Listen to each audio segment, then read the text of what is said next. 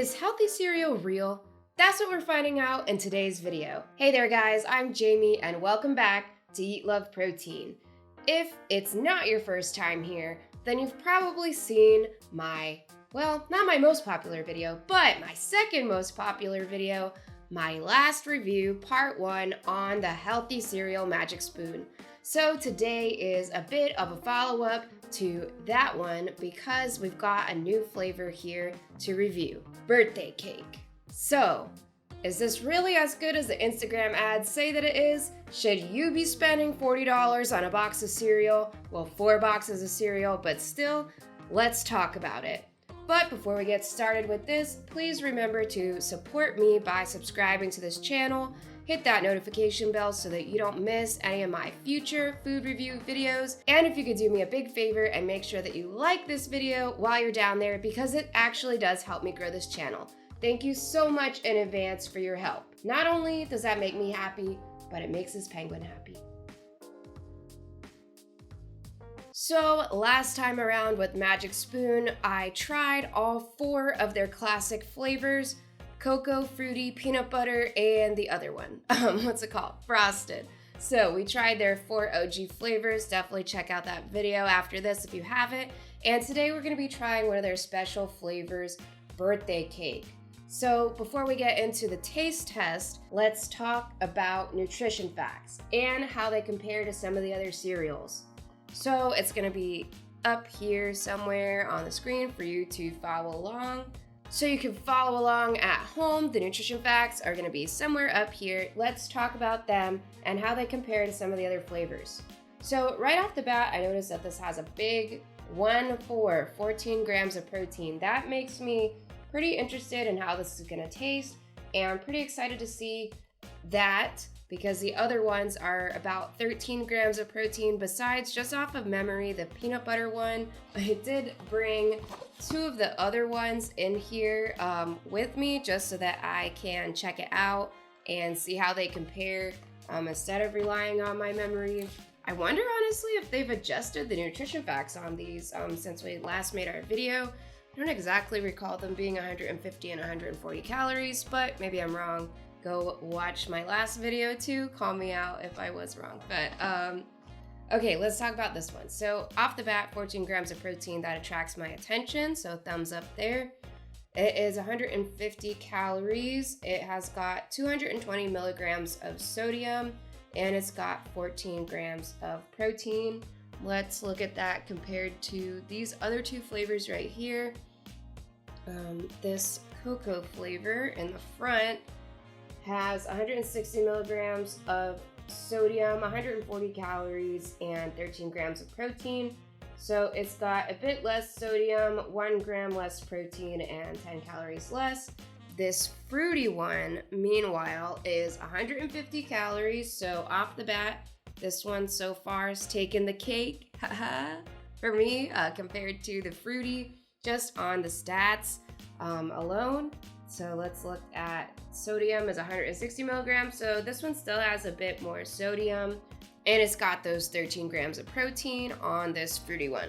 So all things considered, if I had to rank this in the stats compared to the other ones, I would say that it's probably second or third best just off of memory in the stats because I like that it's got the 14 grams of protein going on. All right, let's crack into this and see how it tastes. Okay, gonna pour myself some. This is what it looks like in the bag. So to be honest, right away, I'm a little visually disappointed in the sense that I feel like the box has way more going on with these little sprinkles and how festive it seems. I don't know that the live product, here, maybe if I turn it this way. I don't know if the live product is exactly living up to the expectations that were set for me on this box. In my opinion, this just kind of looks almost exactly the same as the frosted, kind of like some Cheerios that need a tan, and it's definitely not giving me as festive of vibes as the box. Not getting quite as much funfetti vibes as I would hope, but let's pour it out and see what it looks like dry. Oh, on the nose though, I do get that kind of like artificial vanilla cake type of flavor. So I can't say it smells different so far than the frosted. Let me just say my reservations up front before we give this a try is that pretty much my concern would be like if it tastes too similar to the frosted, like does it even make sense to buy this one compared to the frosted? There's no difference in price really. There is a bit of a difference in protein. I think this has also got 1 gram protein more on that. But let's give it a try. Let's look at the visuals now, take it out of the bag. Okay, so here is what it looks like visually without milk first.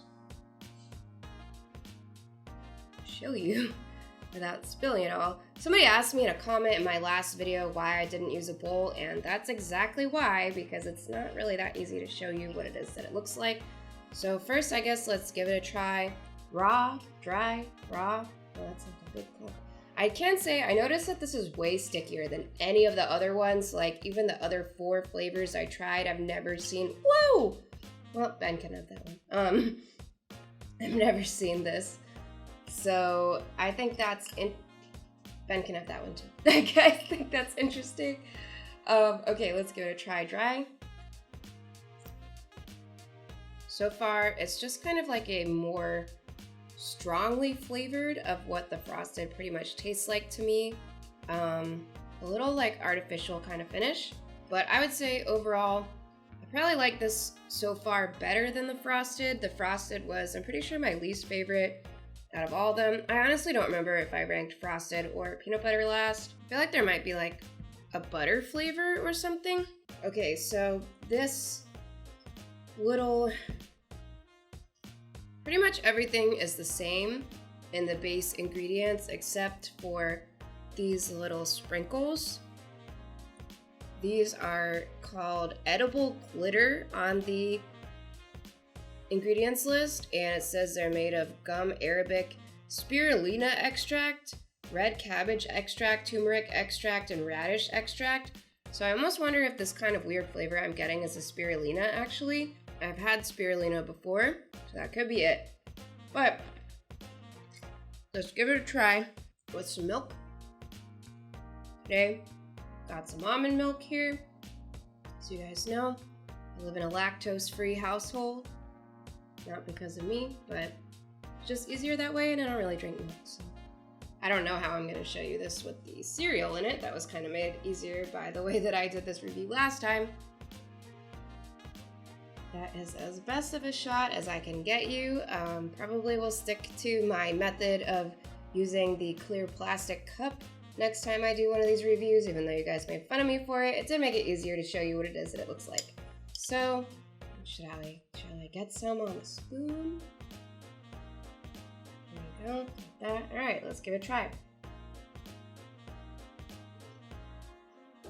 I think I would say, on first bite, that this has almost a similar problem to the peanut butter one, that I feel like when you put milk onto it, it tastes less strong compared to when I had it dry, which is not actually a problem with all of these. For example, like the cocoa one, I didn't really have any complaints necessarily about the strength of the flavor after putting milk or anything like that. But that was a specific note that I had for the peanut butter, that like the smell was really strong, and that they even used peanut flour, cut the cereal with peanut flour. So that's like a deviation from what I would call their base recipe, which, this one has a more, normal, closer to their base recipe.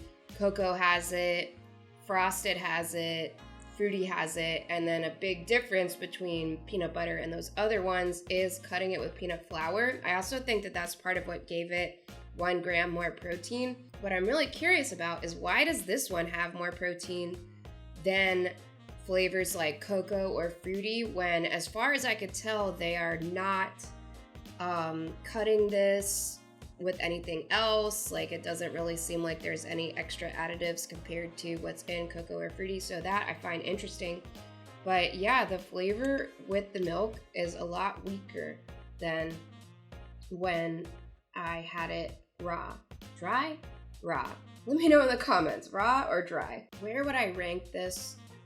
I would definitely say it's better than the frosted. The frosted had a really strange aftertaste or flavor to me that came off like banana. And I just don't know if that's the way that they sweetened it or something like that. But I didn't even get that vibe or that type of flavor from any of the other ones that I tried when I tried, the 3 others that I tried when I tried 4. This, I would say, is maybe what I expected the frosted to taste like more. I don't even know if I really could or would say that this gives me a funfetti cake vibe or even like a vanilla cupcake vibe. Like, you know what? Cocoa to me tasted like either a brownie or even brownie brittle. I don't know if you've ever had that, or kind of like a grocery store chocolate cupcake. This, meanwhile, I wouldn't say that it tastes like a grocery store vanilla cupcake. I just think it's a decent vanilla flavor and everything, don't get me wrong. And definitely, if you have the choice, because again, these special flavors don't cost any more or anything different, or at least most of them that I've seen. That could change in the future, but as of right now, all the ones that I've seen of these like limited edition flavors, they don't cost any more or anything different than any of the other flavors. So I would definitely like replace frosted with this myself personally. I did not like the frosted. It had that weird off flavor, like I said. And it didn't taste anything like Frosted Flakes or anything like it was attempting to mimic. It just tasted more like it was supposed to be vanilla than anything else. So because of the fact that the limited edition flavors don't cost any extra or anything different, I would recommend adding this if it's available at the time that you're ordering it instead of Frosted. If you're somebody who likes Frosted, I honestly don't know what to tell you because that was like one of my least favorite flavors. If I had to add this birthday cake flavor into the overall schism of ranking of the other ones that I did last time, I would say it does not replace my top 2 favorites. Cocoa and fruity, I think, are still solidly, squarely in the top 2 best flavors right now. I would say this is a strong 3rd place. Way better than Frosted. Way better than Frosted. And just, again, to be honest, the peanut butter one barely tasted like anything. It didn't taste like anything. It honestly was a lot better when I was eating it raw than when I tried it with the milk, because with the milk, it just had zero flavor.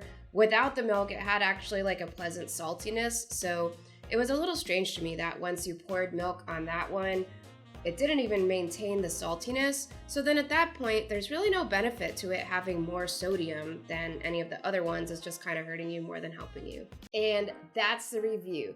Thank you so much for watching today's taste test. If you decide to give this healthy cereal a try, I definitely want to know what you think about it in the comments. And let me know, of Magic Spoon cereal, what are your favorite flavors? How would you rank them? Do you have flavors of Magic Spoon that you don't like? Like I, don't like the frosted one or the peanut butter one? Let me know in the comments. Also, actually, to all you guys watching, I have a real legitimate question for you. If anyone has tried the cookies and cream flavor, please, I would love to hear your thoughts about that. Because cookies and cream is one of my favorite flavors of stuff. It's my favorite ice cream flavor, and I'm always pumped whenever I see any type of cookies and cream dessert or something like that. So if you've given that one a try, I would especially love to hear from you. But for me, the verdict on this one is that it's a solid, strong 3rd place in my overall schism ranking of how much I like these cereals or whatever. So thank you so much for watching today's taste test. I really appreciate it. And I love to try to find ways that you can fit snacks like this or frozen food and everything like that into your diet and into your fitness journey. Because my overall food philosophy here is that you should love what you eat. You don't have to cut out or restrict yourself on carbohydrates, fats, or proteins. These 3 things are the basic building blocks of all food, and you should never limit them. And you don't have to cut out going out to eat or partying or going on vacation or drinking or even eating fun little snacks like this or whatever it is that you want to do. You've just got to be smart about it. So if you want to come on this journey with me to lose weight, build muscle, and love what you eat, then definitely make sure that you go down there and subscribe to the channel. because it really does help me out, and I look forward to having you as part of my community. Also, if you like this food taste test and you want to see me do more food taste tests, then please do me a favor and like this video because it really does help me grow the channel. Thank you so much in advance. If you're looking for something to watch next, I highly recommend that you check out my part 1 of this series where I reviewed the 4 main flavors of Magic Spoon. Or if you want to check out my first most popular video, not my second most popular video, then definitely check out my Instant Pot recipe for a lazy one-pot chicken and rice dish called Greek lemon rice with chicken thighs. That's the other main part of this channel where I give you easy to prepare, healthy, low-calorie, high-protein Instant Pot recipes. Just check out these 2 videos that popped up on the screen for you. Actually, I have no idea where they pop up. Where do they pop up? Over here? Check those out. Thank you so much again for watching today's video. I really appreciate it. And I'll see you next week. Goodbye for now.